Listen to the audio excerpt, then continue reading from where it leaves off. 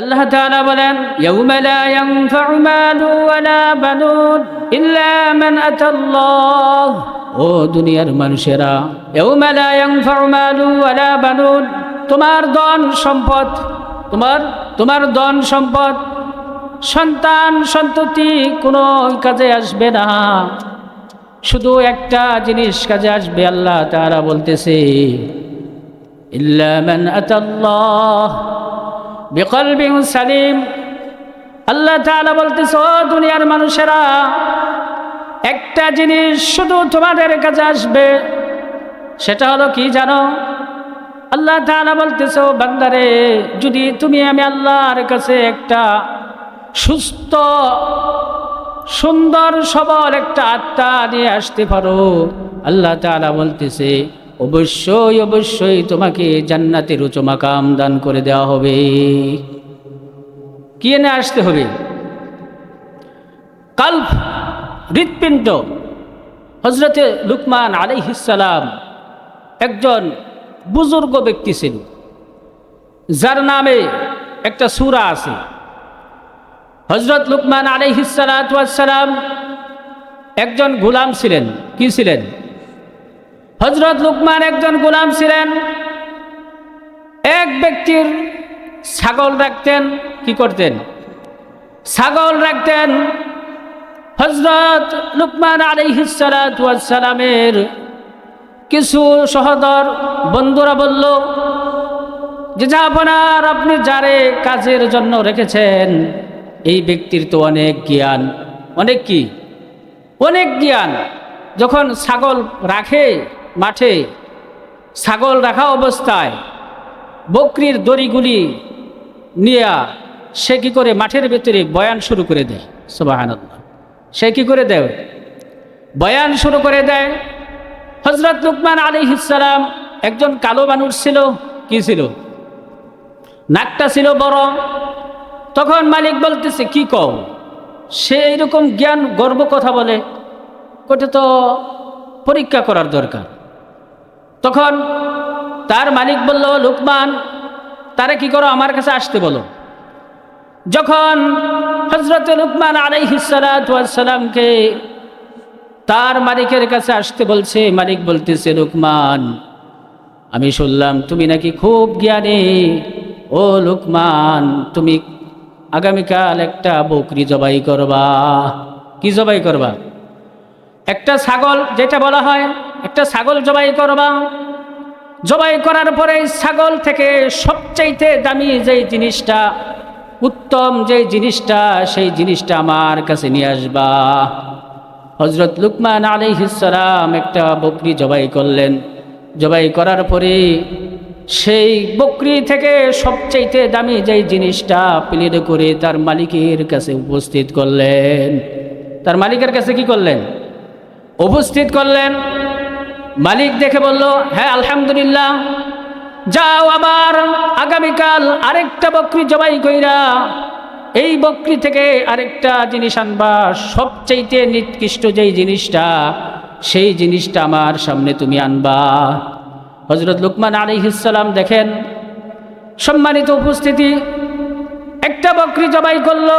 জবাই করার পরে সে কি করলো, সবচাইতে যেই একবারে নিকৃষ্ট যেই জিনিসটা, সেই জিনিসটা প্লেটে করে নিয়ে গেছে। মালিক দেখলো গতকাল যেইটা আনছে আজকেও সেইটাই আনছে। তখন মালিক বলতেছে ও লুকমান, লোকে বলে তোমার না খুব জ্ঞান, গর্ব কথা বলো, তোমার নাকি খুব জ্ঞান, কিন্তু আগামীকাল বলছি, গতকাল বলছিলাম তুমি কি করো, সবচেয়ে দামি জিনিস আনছো তুমি হৃৎপিণ্ড, কলিজা। আবার আজকে বললাম সবচাইতে নিকৃষ্ট জিনিস আনছো, আজকেও আনছো তুমি হৃৎপিণ্ড। তোমার না বলে জ্ঞান। হযরত লুকমান বলতেছে মুহতারাম হাজিরিন, ও মালিক, আপনি জানেন কি, যদি কোনো মানুষের অন্তর নষ্ট হয়ে যায়, মানুষ কয় না তোর অন্তর নষ্ট, কথায় কয় না যে তোমার অন্তর নষ্ট, তুমি ভালো মন্দ কি বুঝবা? এই জন্য আল্লাহ তাআলা বলতেছো দুনিয়ার মানুষেরা, যার অন্তরটা সুস্থ সবল আছে, এই ব্যক্তির অন্তঃকরণের ভিতরে যখন কোরআনের কোনো আলো তার কাছে যায় সাথে সাথে অন্তরটা তার গলে যায়, অন্তরটা তার শীতল হয়ে যায় এবং তার অন্তঃকরণের ভিতরে আল্লাহর ভয় এসে যায়। হযরত ওমর রাদিয়াল্লাহু তাআলা আনহু একদিন হযরতে কাব রাদিয়াল্লাহু তাআলা আনহুকে বলল, ভাই কাব, ভয় কি জিনিস? কি জিনিস? তাকওয়া কি জিনিস? তাকওয়া হা হুনা। ও কাব, তাকওয়া কি জিনিস? অথচ হযরতে উমর আমিরুল মুমিনিন, সুবহানাল্লাহ। হযরতে উমর কি অর্ধেক পৃথিবীর প্রেসিডেন্ট। হযরত উমর বলতেছে, ও কাব, তাকওয়া কি জিনিস? আমরা যে বলি তাকওয়া আল্লাহকে ভয় করো। কাব বলতেছে, ও আমিরুল মুমিনিন, তাকওয়া কি জিনিস আপনি কি জানেন না? হযরত উমরকে হযরত কাব বলতেছে, আমিরুল মুমিনিন, আপনি মদিনা বা মক্কার এক রাস্তা দিয়ে হাঁটতেছেন, হাইটা যাইতেছেন, দেখা যাইতেছে ওই পথের ভিতরে অনেক কাটা পাতা, লতা লতা, অনেক কাটাযুক্ত অনেক কিছু আছে। রাস্তাটা খুব চিকন, একবারে শুরু, কিন্তু বিষাক্ত কাটায় চতুর্দিকে ভরা। তখন আপনি ওই রাস্তা দিয়ে কেমন করে হাইটা যাবেন? হযরত উমর বলতেছে, ও ভাই কাব, যখন আমি ওই ছোট রাস্তা দিয়ে হাইটা যাব, তখন কাপড়টা আমার শরীরের সাথে মিশাইয়া আমার শরীরটাকে ছোট করে একবারে এরকম জীর্ণ শীর্ণ করে তখন এই রাস্তা দিয়ে আমি হাইটা যাব, ঠিক কিনা? চতুর্দিকে কাঠা, রাস্তা আছে ছোট, তখন আমার এইভাবে যাইতে হবে যে কাটার যে যদি ডান দিকে ঝুঁকি তাহলে ডান দিক থেকে গোথা লাগবে, বাম দিকে যদি ঝুঁকি বাম দিক থেকে গোথা লাগবে। তখন আমার এইরকম সতর্ক সহিত যাইতে হবে এই রাস্তা দিয়ে, যাতে আমার শরীরে কাটার গোথা না লাগে, ঠিক কিনা? হযরত ওমর বলল, এইভাবে যাব। হযরত কাব বলতেছে, আমিরুল মুমিনিন, আপনি একটা সরু রাস্তা দিয়ে এইভাবে যখন হাঁটে যাবেন, এত সতর্কের সাথে, ও আমিরুল মুমিনিন, জেনে রাখেন, আপনি যেই সমাজের ভিতরে বসবাস করেন, এই সমাজের ভিতরে সুদের গন্ধ আছে। কিসের? এই সমাজের ভিতরে জিনার তহমত আছে, এই সমাজের ভিতরে রাহাজারির একটা তহমত আছে, সমস্ত পাপাচারে এই সমাজটা জর্জরিত হয়ে আছে। যখন আপনি এই রাস্তা দিয়ে চলাফেরা করবেন, ও আমিরুল মুমিনিন, তখন যদি আপনার ভয় ওই রকম রাস্তার মতো থাকে যে আমি যদি এদিকে ঝুঁকি তাহলে আমি সুদের দিকে পড়ে যাব, যদি আমি এদিকে ঝুঁকি তাহলে জিনার দিকে পড়ে যাব, যদি আমি এদিকে ঝুঁকি তাহলে ব্যভিচারের সাথে পড়ে যাব, তাহলে আমার কি করতে হবে? যেই সমাজে থাকি এই সমাজের ভিতরে সতর্ক সহিত বসবাস করতে হবে, যাতে আমার শরীরের সাথে কোনো হারাম স্পর্শ না হয়। কি না হয়? হারাম স্পর্শ না হয়। সম্মানিত উপস্থিতি, হ্যাঁ, বনি ইসরায়েলের একটা ঘটনা বলা হয়ে গেল। বনি ইসরায়েলের 3 লোক সফরে বাড়ি হয়েছে। কে বাড়ি হয়েছে? সফরে বাড়ি হয়ে গেছে। এমন সময় যাইতে যাইতে পাহাড়ি রাস্তা, কোনো ঘরবাড়ি নাই। হঠাৎ ঝড় তুফান শুরু হয়ে গেছে। হঠাৎ কি হয়ে গেছে? ঝড় তুফান শুরু হয়ে গেছে। 3 জন যুবক যখন কোথায় যাবে, দৌড়াইতে দৌড়াইতে যায় তারা এক গাতার গুহার ভিতরে যায় আশ্রয় লইছে। কিসের ভিতরে? পাহাড়ের গুহার ভিতরে যায় আশ্রয় লইছে। যখন পাহাড়ের গুহার ভিতরে আশ্রয় লইছে, হ্যাঁ, হঠাৎ করে বৃষ্টির প্রবল ঝাপটার কারণে উপর থেকে হঠাৎ করে একটা পাথর আইসা তার সেই গুহার মুখের ভিতরে পড়ে যায়। তারা ঢুকছে কোথায়? একটা গর্তের ভিতরে। জীবন রক্ষা করার জন্য হঠাৎ করে উপর থেকে জ্বরের চাপে একটা পাথর আইসা সেই তাদের গুহার মুখে পড়ে যায়। যখন গুহার মুখে পড়ে যায় তখন কি তাদের বাঁচা আছে? তখন ঢুকছিল বাঁচার জন্য। যখন তাকায় দেখলো বিরাট বড় একটা পাথর সেই গুহার ভেতরে এসে পড়ে গেছে, তখন তারা 3 জনে এইরকম ভাবে জুড়ে দাগ খাইতেছে, সজোরে দাগ খায়, কিন্তু পাথর এক চুল পরিমাণ লড়ে না। পাথর কি হয় না? ঢুকছিল বাঁচার জন্য, এখন তো কি মরণ। চিল্লা পাল্লা শুরু হয়ে গেছে, হাই হাই, আমাদের তো এখন মৃত্যু হয়ে যাবে, কি হবে? তখন 3 জনের ভিতর থেকে একজন বলতেছে, ওয়াবতাগু ইলাইহিল ওয়াসিলা, আল্লাহ তাআলা কোরআনের ভিতরে বলেছে, ও বান্দারে, তোমার যদি কোনো নেক আমল করে থাকো, যে আমলটা করেছিলা একমাত্র আল্লাহকে খুশি করার জন্য। কারে খুশি করার জন্য? একমাত্র আল্লাহ তাআলাকে খুশি করার জন্য। যদি এরকম কোনো আমল করে থাকো, এক বন্ধু আরেক বন্ধুকে বলতেছে, রে ভাই, যদি তোমার কোনো আমল করে থাকো তাহলে আল্লাহর কাছে কান্দো। কারণ গুহার ভিতরেতে অল্প অক্সিজেন আছে, কতক্ষণ পরে শেষ, আমাদের মৃত্যু হবে। কি হবে? বাঁচার কোনো উপায় নাই। তখন একজন কি করলেন? হাঁটু গেড়ে 2 হাত উঁচা করে দিলেন। 2 হাত কি করলেন? 2 হাত উপর দিকে তুলে দিয়ে বললেন, ও মালিক, আমি পেশায় রাখাল ছিলাম। পেশায় কি ছিলাম? ও মালিক, আমি পেশায় রাখাল ছিলাম। আমি কি করতাম? বকরি চড়াইতাম। বকরি চড়ানোর পরে দুধ দহন করতাম। এই দুধ দহন করে সর্বপ্রথম আমার আব্বা আম্মার মুখে তুলে দিতাম। এরপরে ছেলে মেয়েকে দিতাম, এরপরে স্ত্রী। সুবহানাল্লাহ। সে কি করত? ছাগল রাখত, রাখার পরে দুধ দহন করত। দুধ দহন করে সর্বপ্রথম তার আব্বা আম্মারে খাওয়াইতো। বলি সুবহানাল্লাহ। কারে খাওয়াইতো? সে বলতেছে, আল্লাহুম্মা কানাত লি আবওয়ান শাইখান কাবীরা। ও আল্লাহ, আমার মা বাবা বৃদ্ধা ছিল। আল্লাহ গো, বকরি চড়াইতাম।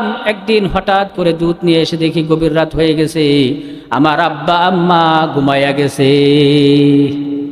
আব্বা আম্মা কি হয়ে গেছে? ঘুমাইয়া গেছে। এমন সময় দুধ নিয়ে এসে দেখি মা বাবা ঘুমায়। ছেলেমেয়েরা আইসা কান্না জুড়ে দিয়েছে, আব্বা আমাদের কি করো, দুধ দাও। আমি বলছি, না, আগে মা বাবা খাবে, এরপরে তোরা খাবি। আগে কে খাবে? আগে মা বাবা খাবে, এরপরে তোরা খাবি। যখন এই কথা বলার পরে ছেলেমেয়েরা কান্না করতে আসে, আমি কি করলাম? আমার বাবা আমার মাথার শিওরে দাঁড়ায় গেলাম। এইরকম সারা রাত দাঁড়িয়ে আছি, মা বাবা ঘুমাইতেছে। ফজরের আগ থেকে যখন মা বাবা ঘুম থেকে জাগ্রত হয়, ঘুম থেকে জেগে দেখে অবাক, হাই হাই বাবা, তুই এই জায়গায়? ছেলে বলতেছে, মা, ও বাবা, তোমাদের তো প্রতিদিন দুধ খাওয়াই, কিন্তু আজকে তো দুধ না খেয়ে ঘুমিয়ে পড়েছ। এই জন্য সারা রাত তোমার শিওরে দাঁড়িয়ে রইলাম। সর্বপ্রথম তোমাকে দুধ দিব বলে মা বাবার মুখে দুধ তুলে দেয়, এরপরে ছেলে মেয়েকে খাওয়ায়, এরপরে স্ত্রীরে খাওয়ায়। সুবহানাল্লাহ। এরপরে কারে খাওয়ায়? আমরা তো উল্টা, ঠিক না? আগে স্ত্রী, পরে সন্তান, পরে মা, ঠিক না? ওই বান্দা বলতেছে, আল্লাহ, সেই দিন আমার মার মুখে সর্বপ্রথম দুধ দিয়েছিলাম, এরপরে আমার ছেলে মেয়ের পরে স্ত্রীর মুখে দুধ দিয়েছিলাম। ফাফাররিজ আন্না মা নাহনু ফিহি। ও আল্লাহ, আজকে এই কঠিন বিপদ থেকে আমাদের বাঁচাও। এই কথা বলার সাথে সাথে ফাংফাজারাত, পাথরটা 3 ভাগের 1 ভাগ সরে গেছে। সুবহানাল্লাহ। পাথরটা 3 ভাগের 1 ভাগ সরে গেছে গুহার মুখ থেকে। তখন বাহির থেকে আলু বাতাস গুহার ভিতরে যাওয়া শুরু করছে। সুবহানাল্লাহ। এখন বেঁচে থাকার একটা নিশ্চয় হয়েছে, তারা বেঁচে থাকতে পারবে। তখন আরেক ভাই বলতেছে, রে ভাই, তোমার কি আমল আছে, তুমি কান্না শুরু করে দাও। তখন আরেকজন আল্লাহ তাআলার দরবারে এইভাবে হাত তুলে ফরিয়াদ শুরু করে দিয়েছে, ও আল্লাহ, আমার এক চাচাতো বোন ছিল, পরমা সুন্দরী অপ্সরী। আল্লাহ, আমি আমার চাচাতো বোনের প্রেমে পাগল ছিলাম। কি ছিলাম? আমার চাচাতো বোনের প্রেমে পাগল ছিলাম, মাতোয়ারা। কিন্তু আমার চাচাতো বোন তো আমার প্রেমে সাড়া দেয় না। এইরকম যখন তার পিছে লেগে থাকি, চাচাতো বোন একদিন বলতেছে, ও ভাই, তুমি আমাকে ওই দিন পাবা যেই দিন তুমি আমাকে 100 স্বর্ণ মুদ্রা দিতে পারবা। কত? 100 স্বর্ণ মুদ্রা দিতে পারবা, সেই দিন তুমি আমাকে পাবা। বলতেছো, আল্লাহ, সেই দিন থেকে আমি কি করলাম? রাস্তায় নেমে গেলাম, কাজে লেগে গেলাম। বছরের পর বছর, বছরের পর বছর স্বর্ণ মুদ্রা তালাশ করতে শুরু করে দিয়েছি। এইরকম স্বর্ণ মুদ্রা তালাশ করে যখন 100 হয়ে গেছে, কত হয়ে গেছে? 100 হয়ে গেছে। আমার চাচাতো বোনের কাছে নিয়ে আমি হাজির হয়ে গেলাম। আল্লাহ, আমার চাচাতো বোন 100 স্বর্ণ মুদ্রা পেয়ে খুশি হয়ে গেল, আমি তারে পেয়ে খুশি হয়ে যাই। সে পাইছে স্বর্ণ মুদ্রা, আমি পাইছি তারে। সে বলতেছে আল্লাহ, তখন আমরা দুইজনে একটা রুমে চলে গেলাম, গোপন রুমে।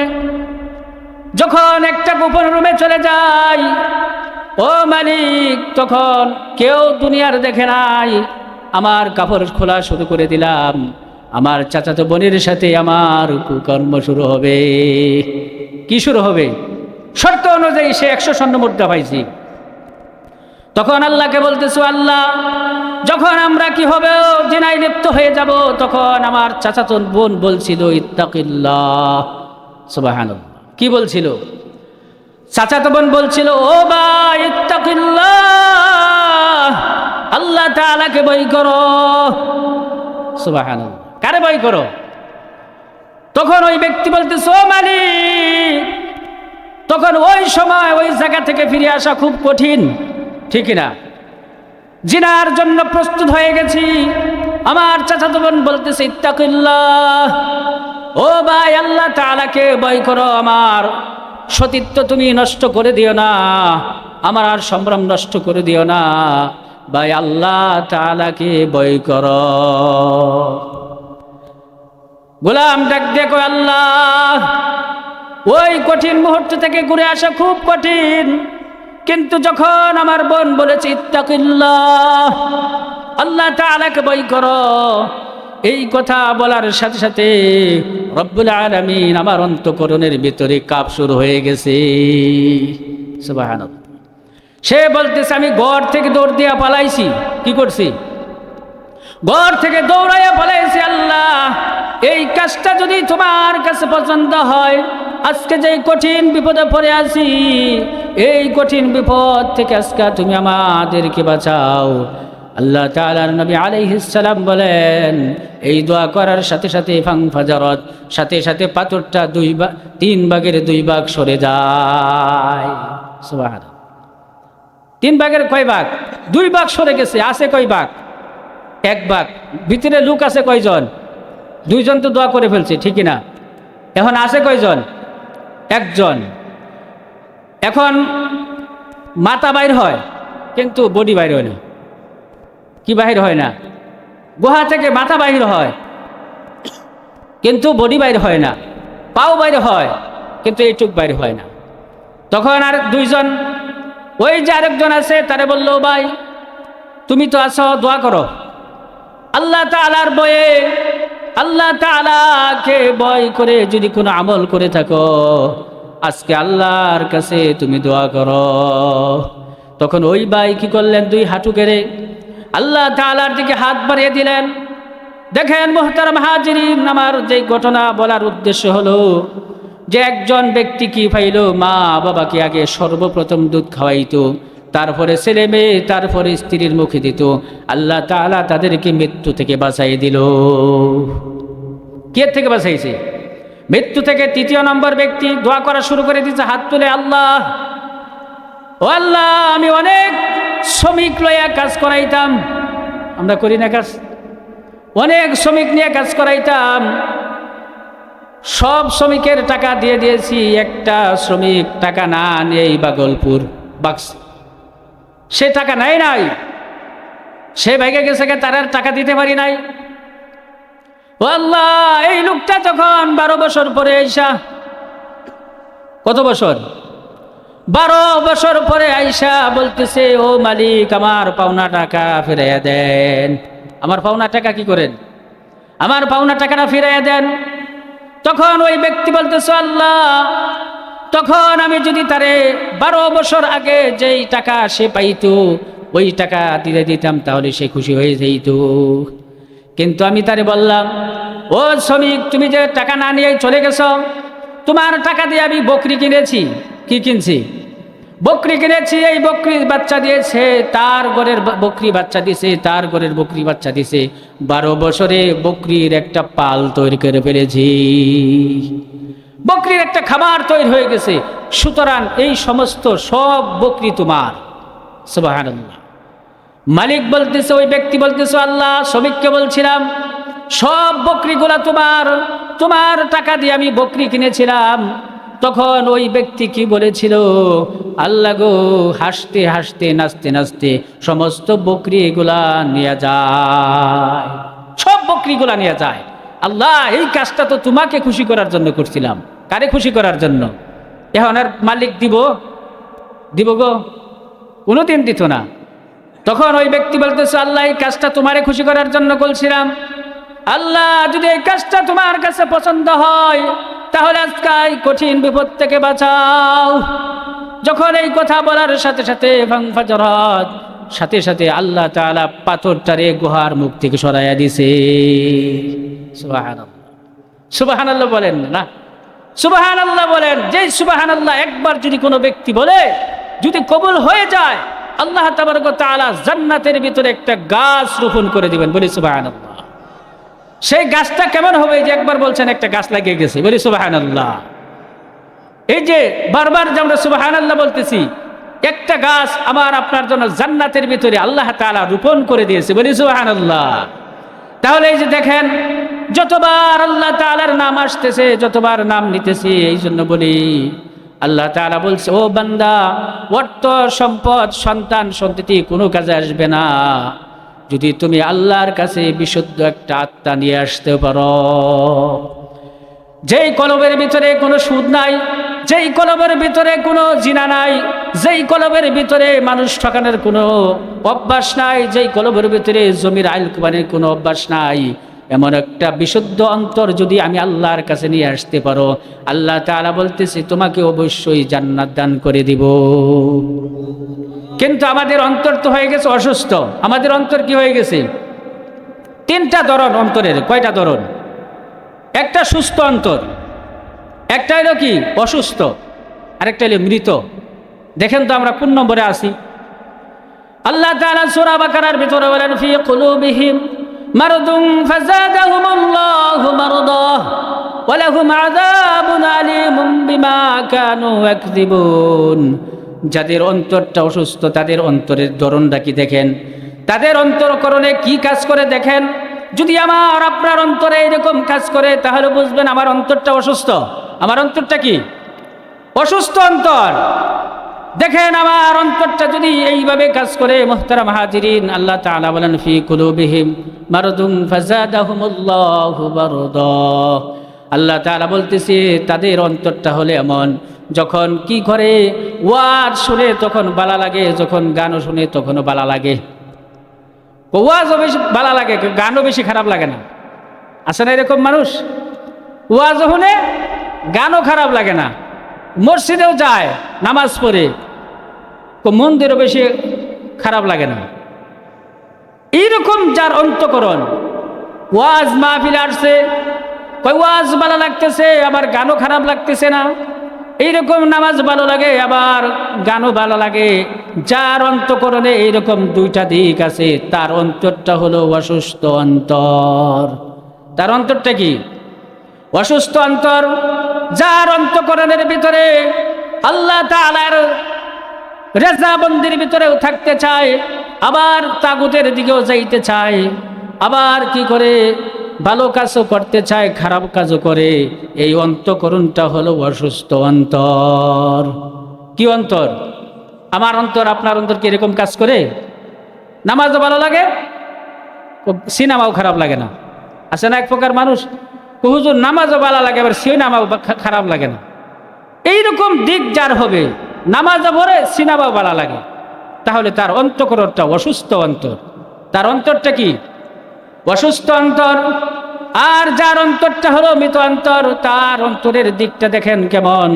আল্লাহ তাআলা সূরা আরাফের ভিতরে বলেন, ওয়ালাকাদ জারা'না লিজাহান্নামা কাসীরাম মিনাল জিন্নি ওয়াল ইনস লাহুম কুলুবুন লা ইয়াফকাহুনা বিহা ওয়া লাহুম আ'য়ুনুন লা ইবসিরুনা বিহা ওয়া লাহুম আযানুন লা ইয়াসমাউনা বিহা উলাইকা কাল আনআম।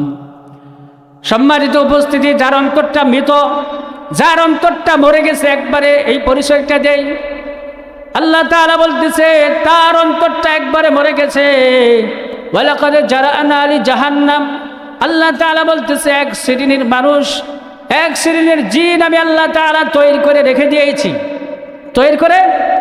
রেখে দিয়েছি যারা জাহান্নামে যাওয়ার জন্যই, যাদেরকে জাহান্নামের ইন্ধন হিসাবে আমি আল্লাহ তাআলা সৃষ্টি করে দিয়েছি। বলতে পারেন হুজুর, যদি আমাকে আপনাকে জাহান্নামের জন্য বানাই তাহলে মাহফিল আসলামকে, ঠিক না? আল্লাহ তাআলা বলতেছেন ওয়ালাকাদ জারানা লিজাহান্নাম কাসীরাম মিনাল জিন্নি ওয়াল ইনস লাহুম কুলুবুন লা ইয়াফকাহুনা বিহা।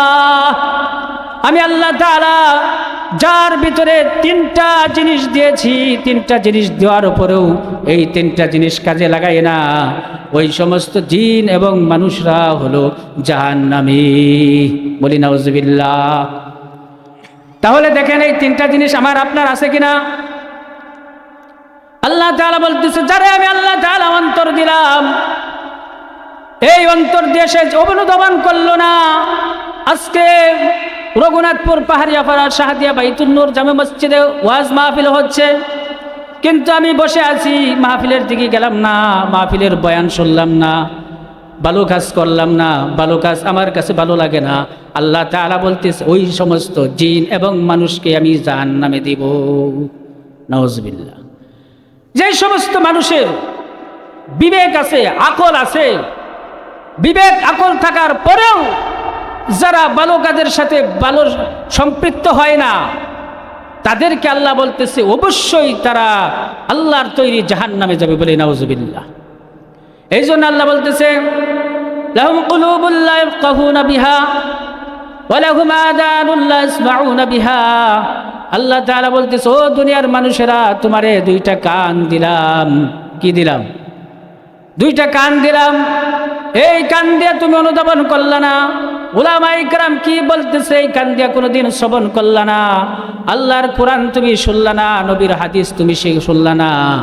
এই কান দিয়া শুধু সারাটা জীবন বাদ্যযন্ত্র বাজাইয়া এই সমস্ত গান বাজনা শুনলা। আল্লাহ তাআলা বলতেছে তোমার জন্য জাহান্নাম অবধারিত। ওয়ালাহুম আযানুন লা ইয়াসমাউনা বিহা। আমি আল্লাহ তাআলা তোমার দুইটা চোখ দিয়েছি। ও বান্দা, এই চোখ দিয়ে সে কোনোদিন আল্লাহ তাআলার কোরআন এবং হাদিস সে পড়লো না, ভালো কোনো রাস্তা দেখলো না। আল্লাহ তাআলা বলতেছে ওই সমস্ত মানুষদেরকে আমি আল্লাহ তাআলা জাহান্নামের ইন্ধন হিসেবে তৈরি করে রেখে দিয়েছি। সুতরাং আমার অন্তর যদি চায় ভালো কাজের দিকে যাইতে, তাহলে বুঝবেন আপনি ইমানদার। বলি সুবহানাল্লাহ।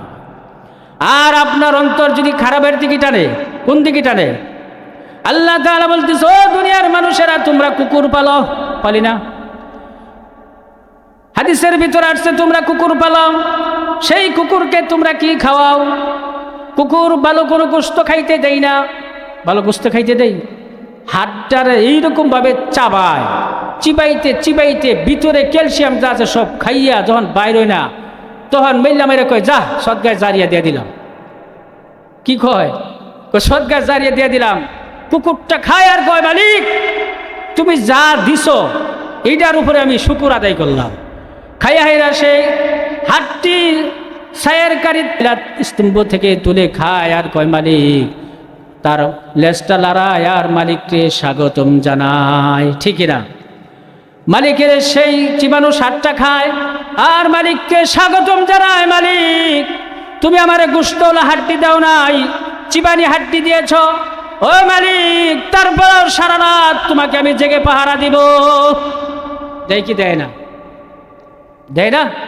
কুকুর যারা পালে বাড়ির কাজ দিয়ে যাবেন হৌ করে ছেলে মারে না, হৌ করে গেছে মারে। আর মালিক যদি আসে দৌড়িয়ে দেয়, তার মাথা দিয়ে এরকম স্বাগতম জানায়, মালিক আপনি আসছেন, এরকম সুস্বাগতম জানায় কি জানায় না?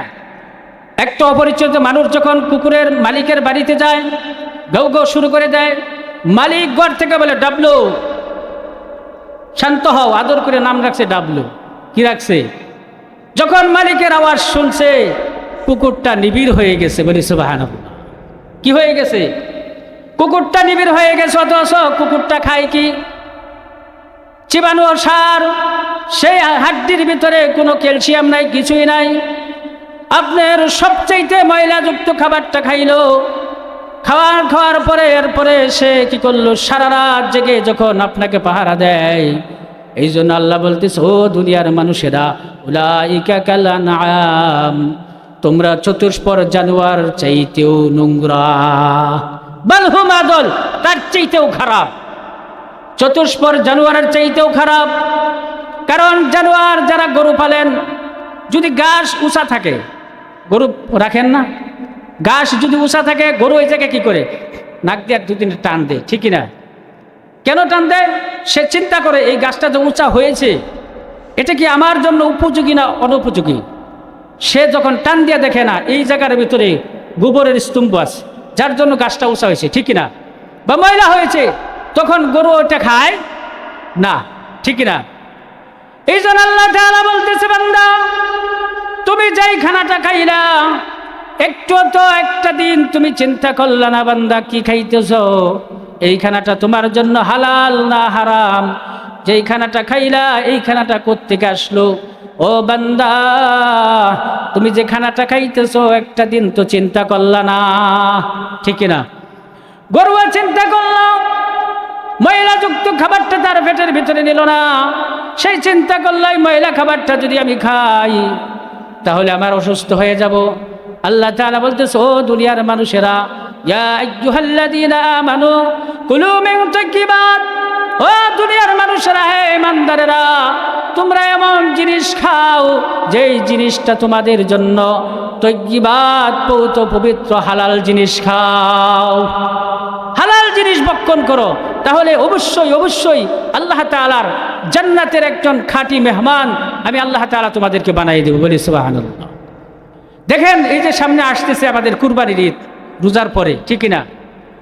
দেখেন একটা গরু আমরা পালি না, একটা গরু পালি রাহিলা আমরা কি করি, বেচতে নেওয়া যায়, নেই না? এত কষ্ট করে পালি, গরুটারে এরকম বিক্রি করতে নেওয়া যায়।